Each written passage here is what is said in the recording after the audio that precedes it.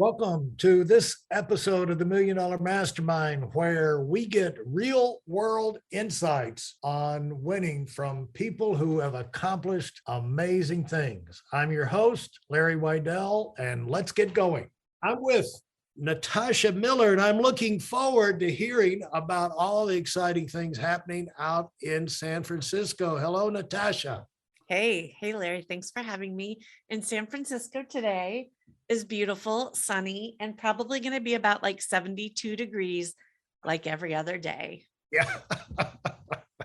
Well, thank you for taking time out, getting back from Italy, getting your book published in your second or third year, I guess, of your podcast, and your business is booming. So you're CEO and founder of Entire Productions, and it's design and entertainment booking company would seem to be a vague thing for most people to like instantly recognize, but high-end social and corporate special events that starting to clear the clouds. But then when you go Apple, Google, Gap, Louis Vuitton, Tiffany, Salesforce, now over 4 million in revenue, got all kind of awards, best entrepreneurial company in American, fastest growing, top 100, boom, boom, boom, boom, boom, top woman in business. Well, all of a sudden it starts to make sense that this is actually something legitimate. And so yeah, it's not just fun and games. Especially the 4 million in revenue. So congratulations on that, and even got your own record label of all things. So I have a lot of seemingly strange things that actually all go together somehow. Well, wonderful. And so tell me about, why, again, Natasha, we talk with people on here that know what they're talking about, and what we want to hear and what people are interested in is, how can I move up? What am I missing? How can I stay fresh? And you have made me feel good by saying that you have listened to some of the podcast episodes. And what did you, as you were listening to that, did it come across to you as a valid type concept and something was worthwhile for, someone on your level? I would say yes. And I really do try to find a golden nugget or gem in anything that I listen to. There always is something. There's always something if you're focused, focused and you're open to finding out new ideas, which I always am. And I'll give you an example. This is not your podcast, but today I listened to a podcast about a company that hired this woman that's very unassuming to break into their company's door without any gizmos, without any technology. Mm-hmm. And it was mind-blowing to me what she did. And I took away, now, do I need to break into somebody's building? No. But I then understood the psychology of someone. And, unfortunately, I didn't listen to your podcast today, but I just listened to that one. But it has nothing to do with my interests in general, with my business, with anything that I'm doing in the future. But I feel like because I was so taken aback by it, that it will give me actually, it's giving me something to talk about now, but it will give me a little bit of a heads up to other things in conversation. So long story short, yes. Yeah. And you can't be doing it for 3 years if there's no validity to it. You would stop and the people would stop listening. Yeah. And a lot of the people I find that tell me they listen are $1 million earners themselves, because you can't remember everything and you can't stay sharp on everything. And also there's so many levels to these common principles and applications. Like you say, I'm sure she did a lot of things that you would have never thought of, but it's not that weird. I mean, she didn't bring in kryptonite or No, something but to Larry, break I have to into tell you what she did. I have to tell it. you one thing because it'll Please blow do. your mind. Tell me This is a several. major corporation, Yeah. major building, and she tacked up a sign on a side door that said, "Keep this door open." And she watched all of the workers painstakingly make sure that that door stayed ajar. Wow. Do you see what I mean? Yeah. See, you're reacting similar to me. Now, are we going to be able to use that in our businesses? Maybe not, but the psychology of something that simple. Yeah. Well, like if you get a house over in Palm Beach and in Aspen and everything, you don't want people to park in front of your house. All you do is you paint no parking here. And they'll do everything they can to avoid parking in a place that says no parking. Yeah. They're assuming the meter maid's going to come along, Right. And it's funny how long you can get away with something that. Yeah, I mean, that the obvious.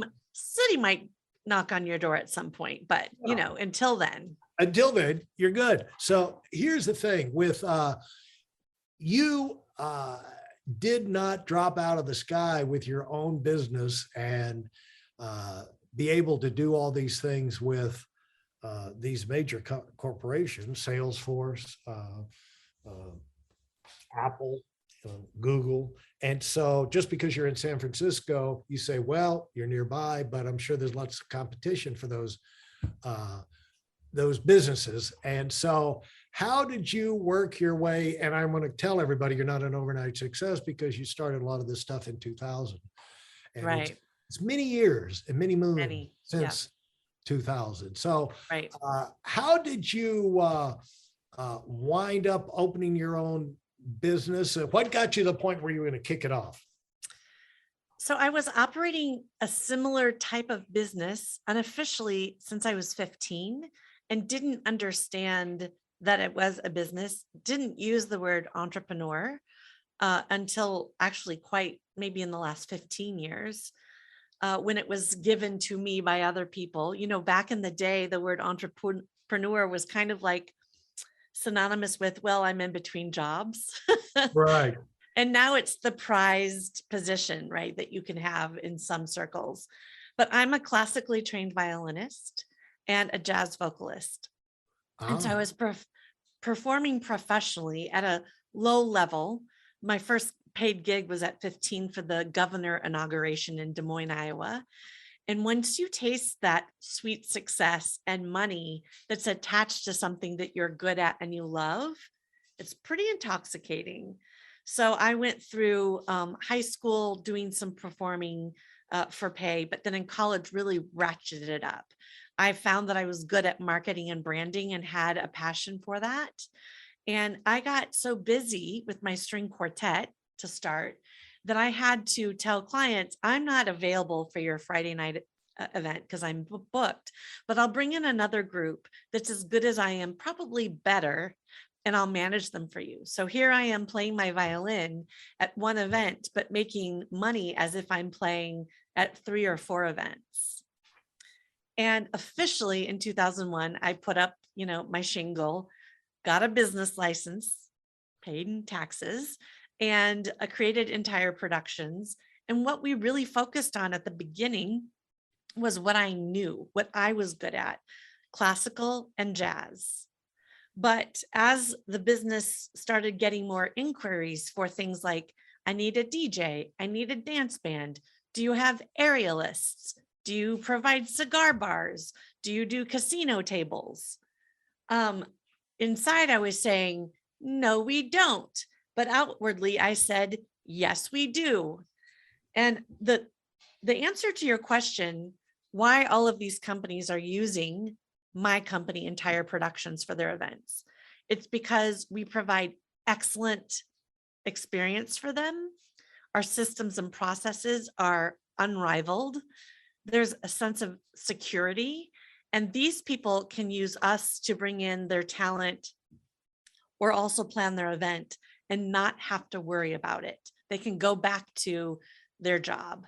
And I think that is the key to the success that we've had.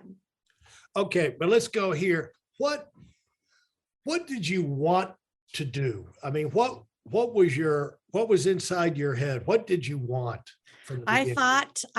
I thought I was only going to ever be, and I only wanted to be a performance artist. I wanted to, I have 7 CDs on my wall of jazz vocal albums that I wrote or that I performed. I play the Wow. violin on most of them. I've played at the Monterey Jazz Festival, at Yoshi's, which is a big jazz center here. I've had my songs in movies. So I was creating this business. It really was a lifestyle business that was supporting my performing career. Now, And yes, do you need, I mean, you rattle these things off. It's just almost scary. You have, you have 7 what on your wall? 7 CDs. If you go on Spotify or iTunes or anywhere that you can find music, you can listen to all 7 of the CDs that I've personally put out. I've also produced some for other musicians. Natasha Miller. Do you have, is it a band or just under your name? It's under my name. I'm Under the solo your name? artist. On some of them, I'm looking. The first record I wrote, I'm playing guitar, piano, and violin on, and they're all songs I wrote. The next one is jazz standards. The next 2 are the music of Bobby Sharp, who's famous for writing Unchain My Heart. I did those albums with that songwriter. Then I did one with an 11-piece band called the Jazz Mafia. And then I have 2 holiday records out, which is somewhat ironic, but we can talk about that later. Wow. You're not really selling the performing artist career as a plus when you have to start another business to support it. And you've been as successful as you have, because most people think, I've got 7 albums on Spotify. I've done well. I'm doing well. I've got, Yeah, I made my mark. But I made a choice in about 2013 to really focus on entire productions. And I'm so glad I did, because I've had such an incredible experience learning the foundations. Now listen to what I'm saying, learning the foundation of putting together a business 12 to 13 years after I started the business. I was at 1.5 million in revenue. I didn't know what my P&L was, and I didn't care. I didn't know how to read my financial reports, and I didn't care. We didn't have the systems and processes in place that we have today. I was starting to care about that. So it really was a lifestyle business that afforded me the luxury of learning more about the recording industry, the performance industry, sound, lighting. It really gave me a head start into being an expert at event design, production, and experience design. But I was able to play all these gigs, which can bring in a good chunk of money, but not millions. yeah. And so what was going through your head as you, I mean, was it easy for you to learn how, to develop these skills as a musician and a singer and this, that, and the other? I mean, at what age? Easy for me. It was At what easy age did you get your first album? Oh, it was 2001. So I think I was 30 years old. You do the math. Yes. So, What happened? What happened at 30? I mean, there's, I know of some successful, I know one successful artist out of Mexico that is, she's drop dead gorgeous. She works, she works to maintain, the shape and the image and this and the other, the lifestyle thing, and gets endorsements. But she was an accountant until she was 30. You know what I'm saying? So she's, you look and you see this dazzling, gorgeous bombshell who's also an artist. But the thing is, for up till age 30, she was painting, she was working as an accountant, she was getting all that stuff in her head. And so there's more behind the surface than the Mexican bombshell when you see on Instagram, in some, ad for Louis Vuitton or whatever, So when you were going through that process, talk about that prep thing, because most people are stuck where on the up to age 30 side of life than the after age 30. And even though I know that was you've had your trials there too, but I mean, I would say I've been on my own since I was 16. And that's the whole backstory of my life that really is fueling the fire of the things that I've done and the success that I've had. And do you want to talk about that now? Yeah. Okay, yeah. So I was brought up in the middle of the country in Des Moines, Iowa, in the middle of the 80s. And if you can remember back then, we did not have Oprah. We didn't have a lot of self-help, and a lot of people weren't talking about what was going on in their lives. It was all behind closed doors. And I was treated very poorly by my family. And, to cut to the chase, finally, when I was 16 on Christmas Day, my mother, not for the first time, but there was a sense I had that she was really going to go through it, was chasing me around the house with a butcher knife and telling me she was going to kill me. I grew up this way, but there was something about her that day that put me in a state of, I better do something. So I called 911 for the first time. And I was taken to a youth emergency shelter, homeless shelter. And there was talk of foster care placement. All of this time, I am studying classical violin as a hometown prodigy with a college professor. So none of this makes a whole lot of sense, but I was able to figure out by reading a juvenile law book that I was actually deemed by the city of Des Moines or the state of Iowa as an abandoned child or an abandoned youth, and was able to claim something like, I'm forgetting the word now, unofficially emancipated is what happened to me. So I've been on my own since 16. Hey, I'll tell you that you don't forget words for that long. If I forget a word, it takes me forever to remember. Well, That back was to your question. nice recovery there. Yeah. Back to your question of what I was doing up until the age of 30. Right. Yeah. My time frame is different. Yeah. Right. Because I was basically a grown adult living in an adult world, paying bills, paying rent, trying to go to high school and work a full-time job as a hostess because I wasn't old enough to serve tables. Right. Right. So everything was sped up. Yeah. And so you get out, you realize I can get out of my own. And so the wheels were started to spin, and they started to spin in a direction that got you where you are today. And you used it to collapse timeframes, but it still took 14 years before you were able to get a product out there in the market and really get, your feet, say to the world, here I am. And so even when you get mentally organized and get on a track, it takes a while. It takes a while for you to develop skills, to get your life restructured, support things, and think how quickly and what were the first support things that you got in place for yourself? At what point? Before the CD was recorded? No, as soon as you got out of at 16 and you're working on your own and going to school and this, it's a lot for, to go home to an empty house at night or an empty condo or empty. Yeah, I got a 2-bedroom basement apartment.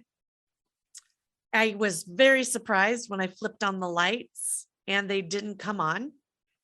I did not know at that age that there was a whole business behind lighting and heating and that you needed not only credit, but you had to put a down payment to get those services. So it was it was shocking and hard and scary. And um, I learned very quickly how to fend for myself. And I also learned very quickly how to monetize anything that I was good at or enjoyed doing. And I have to say, Larry, my high school counselors, they had tossed me aside. They didn't, I wasn't coming to school as regularly as I should have been. Even though as a classical violinist, they looked at me as a throwaway.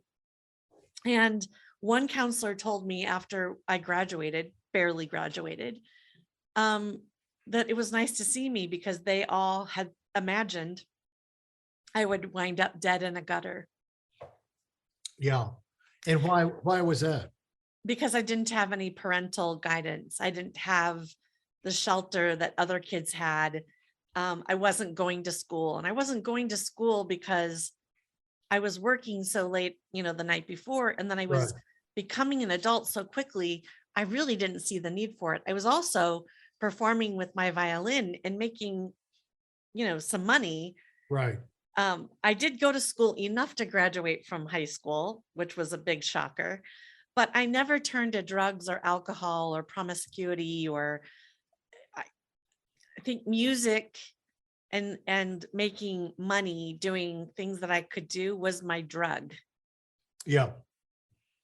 Yeah. And that's how you looked at it. Plus, the other side of it is you were forced, you already said it, you were forced to learn how to monetize your time. Mhm. And, you know, even at 16, it's obvious if I'm drunk or passed out somewhere, this is not going to end well. I can't afford that at this No. stage. I've got to I do the also for the electric company. I was also told in 6th grade that I had a mild but very rare heart condition, which is pulmonary stenosis. And it scared me enough because the doctor said, if you can't do drugs or you'll die. Now, was that true? No. But did I believe it? Yes. Yeah. So drugs were out of the question, and alcohol I had no taste for. And, I had to be in control. And when you drink alcohol, you become less and less in control. I didn't have anyone, no one had my back. So I stayed on the straight and narrow. Okay. Well, let's just take a quick look and say, looking back, what are you glad today that you did back then? Because it doesn't sound like you can look back and you're glad that anybody did anything to you other than, the violin instructor. And, but, you didn't have any adults. So we're saying, you're going to be the next woman president and you can do anything, be all you can be, this and the other. No. It seemed like the adult, from the parents to the school to all of the adult structure, let you down entirely. So what are you happy of that you're looking back, like, I'm sure glad I did these things? Yes. Well, I mean, those adults that you spoke of did let me down. However, my conductor of high school youth symphony was the one that suggested that I had some talent and that I should study with this very highly sought after violin professor and concert master at Drake University as a young person. So there were people that dropped into my life that gave me encouragement and gave me the sign that I had something special. Now I had to do the work to make that something special come to life. And for me, what I did was I practiced a lot. So sometimes 2, 3, 6, 8 hours a day to make sure that I was doing what I needed to do to keep these gracious things that were coming to me. And so basically, I'm always just climbing up the wall, slipping, for every couple inches I climb up, I slip down a little bit, climb, climb, climb. And I just knew I had to do it myself. No one was going to come save me. Believe me, I was waiting most of my life for someone to save me, and no one did. but Yeah, I saved myself. there you go. And there's tremendous, when you get those, you go through those things, you develop a rock hard confidence. People say that you should believe in yourself, and you have these uh, sessions where you go meditate and just sort and chant. Yeah, but to develop your self-confidence. But the other way of doing it is get out there and actually do something, Yeah. because there's no confidence uh, that can compare to the satisfaction of getting out there and accomplishing something. And that's what winners like to do. And that's why winners are motivated and seem to have more energy than everybody else, because they're focused, they're going in the direction they want to go, because we all have our own internal gyroscope that kind of tells us, with our combination of experiences, talents, interests, this, that, the other, which direction we should go in. And then we're all running into roadblocks along the way. You had you were like going through your own Ukraine war, where things were being blown up and being chased around the house with a butcher knife. I mean, did they lock your mom up for that, or no? Again, it was the mid 80s. If you don't have blood gushing when the police come, or broken bones, you are left home. You are left in the care of your family at that point in time. And the police officer handed my dad a card and said, if you feel like she's in danger, you can take her to this youth homeless shelter, which is what my dad did. So he saw the thing and the situation, and so at least there was one rational voice there. And so as you got going, what was the first significant breakthrough that you think you had from that year 16, getting out on your own? What was your first really handhold on the mountain that you could climb up, where you said, like, I think this is going to work? I don't think I would have been able to say it back then, but what those experiences were informing me of was that anything that I put my mind to and studied at some certain level, like intensely for a short time or intensely for a long time, I can get what I want. I can get to where I want to go. So that's, and I had to do it myself. Right. I didn't look for a lot of outside help after a while, but I was receiving that, outside. And then you're right. Every success that I had, every paid gig, I learned how to create magazine ads for the string quartet for weddings. That was a landfall. How did you learn how to do that? How'd you learn? Well, I was reading them as someone who wanted to do more wedding gigs as a young, 19-year-old. And I called the number for advertising. I didn't have enough money for a quarter-page ad, but I did it anyway. And then that was before the internet was so prevalent, and it was like a fire hose because nobody else was advertising. No one was sophisticated or savvy enough to advertise. So that was an incredible thing. And then I one day eventually found myself being a media buyer. So I really learned that trade. So I've learned so many things from so many different jobs that really inform what I'm doing today. Absolutely. And the thing is, when you're as we go through the parenting stage of our life and we're raising kids or we're dealing with young people, it's smart for us to keep in mind one of the breakthroughs in that child's life is going to be, or if it's a new trainee or a new employee or whatever, is going to be when they get to the point where they accomplish something and convince themselves they can make things happen. They can come up with a solution. They can if they're free falling out of the sky, that they can grab a limb, and figure something out, and you can't get that on your own by meditating in a corner. You have to be out there trying things, doing things. And it's like, we try and give the kids all the support and everything for it, but it's all right to put them in a situation where they have to figure some things out themselves too. Yeah. And that's a big payoff for us. It's just something for us to keep in mind. Thanks so much, Natasha, of giving us that background. That wraps up this episode. Consider leaving a rating and review if you like what you heard. In addition, I have a free video for you, and it contains my best insights from 20 years of running my own business and also coaching $1 million earners. You'll find it at whiteelonwinning.com/webinar. Thanks for listening, and do it big.